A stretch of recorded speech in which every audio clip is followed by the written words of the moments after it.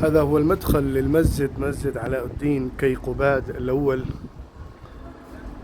والمسجد من الداخل جميل جدا.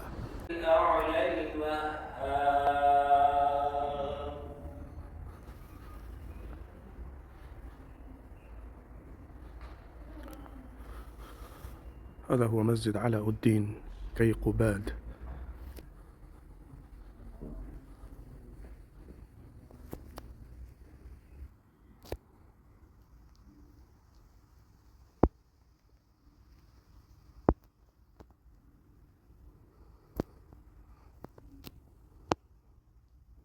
وهو من نعد الملوك السلاجقة وأحسنهم سيرة كما قال الإمام ابن كثير رحمة الله عليه. منظر جميل. هذا في قونية بلاد مولانا جلال الدين الرومي. كان هذا الملك في زمن مولانا جلال الدين الرومي، يعني في القرن الثالث عشر الميلادي أو في القرن السابع الهجري.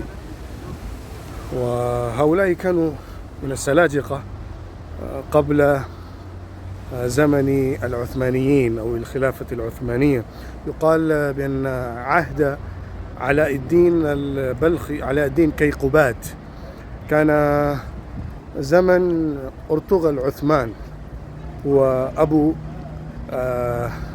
الحكم العثماني أو العثمانيين.